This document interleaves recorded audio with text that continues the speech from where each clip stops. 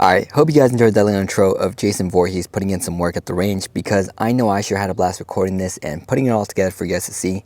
Now, today's video topic is actually going to be focused on what you guys just watched, or at least the concept of firearms being marketed, or rather represented here on the internet outside of a serious manner. Now, I got this video idea from when Lucas, the owner of T-Rex Arms, called out a couple of YouTubers for posting firearm content that he found to be childish or lacking a more serious approach when handling or talking about firearms, which sparked a bit of a discussion in the 2A community about how firearms should or shouldn't be presented online. Now, I want to first talk about the comedic side of things and whether I think it has a place in the 2A community, because trust me, I understand how it may look to some on the outside looking in, seeing folks wearing face covers, dressing up as fictional characters, you know, cracking a couple of jokes and shooting guns.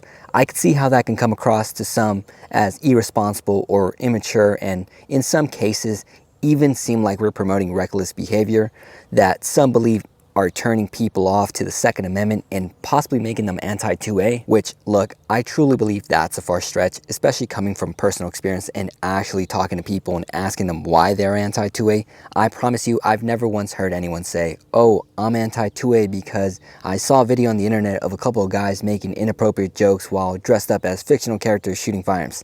That's just not what's happening. Most people that I've talked to, at least, are usually coming from a place similar to ours, believe it or not, which is safety. And yeah, there's a few that come from a place of misinformation, like believing there's no background checks when purchasing, firearms from an FFL, or just not understanding simple things like automatic and semi-automatic. But in all honesty, I don't believe adding a bit of humor to our content is turning outsiders against the Second Amendment. In fact, I would argue it's actually helping bring new people into the 2A community. After all, we all know comedy sells and clearly boosts engagement by keeping people more interested, because comedy is a powerful tool if you think about it. It allows us to reach a way larger audience outside our circle, which could help bring light to certain issues or combat misinformation on the internet. It could also, if done right, influence people to go a step further and put their money where their mouth is by going out and supporting legislation that protects our 2A rights. It also, everyone's favorite, makes us look more diverse. Look, I don't care if you're white, yellow, pink, purple, whatever. What matters to me is that we have large numbers of people who share similar values.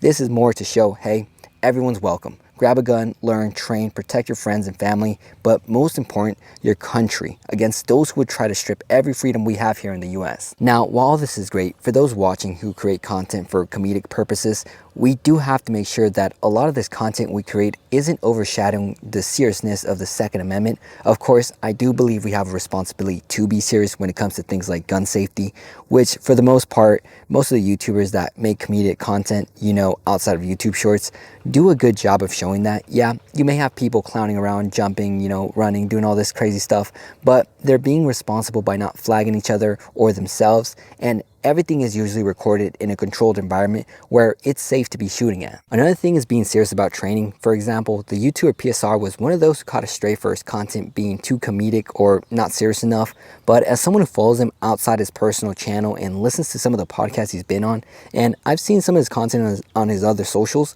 I can tell you this guy takes his training seriously. He may not show it as much in his YouTube content, which is what I mean about overshadowing, which, look, this is just my personal take. Yes, there is a time and place to be funny and joke around with your friends and all that, but you have to be careful of not letting that overshadow your content where you come off as someone who doesn't prioritize training and are just someone who makes silly videos on the internet. Now, the last thing I want to talk about before I end this video is just understanding everyone has their own path on how they become Pro 2A. It doesn't even directly have to be from watching YouTube content. For example, for me, it was through the gun regulations here in California, which woke me up to the importance of what happens when our 2A rights aren't being protected.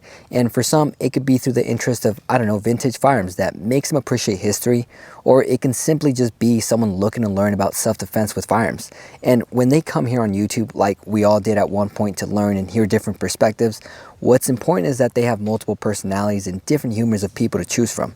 Now, again, this is just my personal take, but I do believe you have to find a balance on the sort of content you consume just to make sure you're not just brain rotting yourself and actually hopefully learning something which you can apply or teach others. Hey guys, hope you guys enjoyed today's video. If you did, feel free to like and subscribe to the channel. Also, I know I plug this in every video, but I have an Instagram for those who are interested in watching certain, drills I practice or just want to hit me up and chat on there. But that's it. Enough of that. Hope you guys have a good weekend. Stay safe and God bless.